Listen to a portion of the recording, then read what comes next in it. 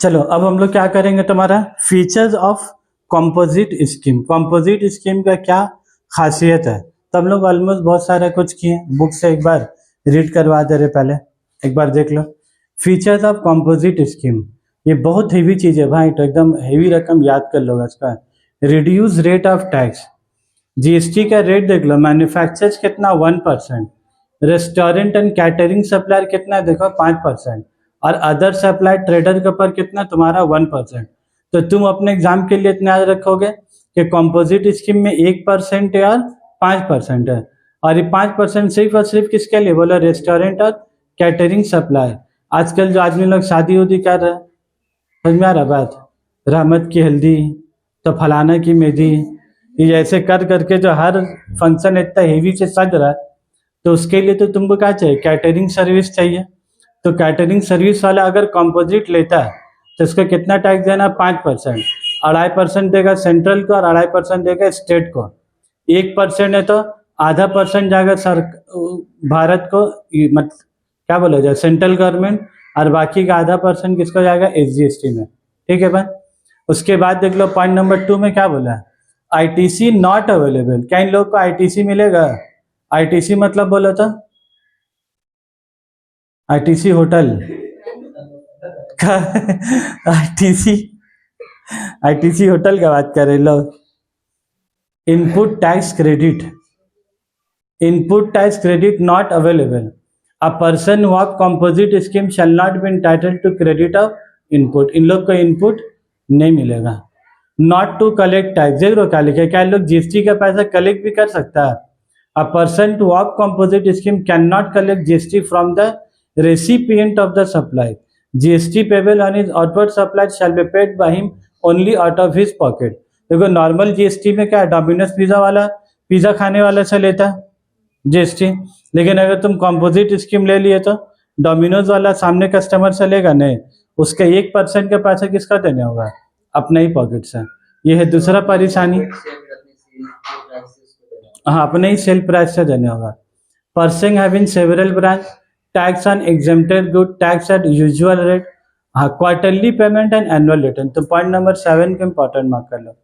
Quarterly payment और annual return का मतलब क्या हो गया बोला था, ये लोग को जीएसटी का जो पैसा है ना 1%, महीना महीना भी नहीं देना है। कब कब देना है बोला था, 3 महीना में एक बार। सर बोलने का मतलब 3 महीने में, समझ में आएगा, 3 महीना में एक बार बोला था। ये लोग जितना भी सेल करेगा ना, अप्रैल में, मई में, जून में, यहाँ पर कुछ सेल किया जीएसटी में कंपोजिट स्कीम में 1%, ठीक है। तो यहाँ पर मान लो 1 लाख का बेचा, तो 1 लाख का 1% कितना हो गया, 1000 रुपया। मई का महीना में भी कुछ सेल किया तो 2 लाख का, यहाँ मान लो 2 लाख का बेचा, 1% कितना हो गया, 2000। जून में भी कुछ सेल किया 3 लाख का, तो 3 लाख का 1% कितना हो गया, 3000।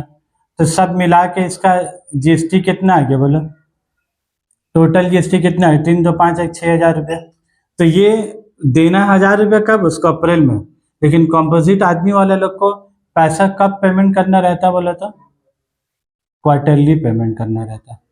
तो सरकार इसमें भी एक तो क्या रिलैक्सेशन दे के रखा कि महीना महीना आप टैक्स ले लीजिए आदमी लोग से टैक्स तो ले नहीं सकता, उसको अपना पॉकेट से जो देना। आप बोला आप हर महीना मत दीजिए, आप हमको 3 महीना में एक बार का दीजिए। और नॉर्मल जो लोग रेगुलर स्कीम लेते हैं उन लोग को ये 1 लाख का टैक्स का है, अप्रैल का अप्रैल में जमा करना, मई का मई में, और जून में का जून का। लेकिन कंपोजिट स्कीम वाला को क्या करना है, तुम्हारा क्वार्टरली पेमेंट करना। ओके, तो ये एक तो बेनिफिट होता है कंपोजिट स्कीम वाले लोग को।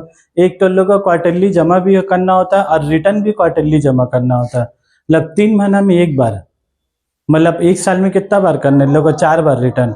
और नॉर्मल जो रेगुलर स्कीम लेने होता है ना, और लोग को हर महीना में रिटर्न जमा करना है। तो 12 महीना में कितना हो गया, 12 बार। और कंपोजिट स्कीम वाले को कितना करना है, 12 महीना में खाली 4 बार बस। तो इन लोग के ऊपर कंप्लाइंसेस भी कम होता है कंपोजिट वाले के ऊपर में।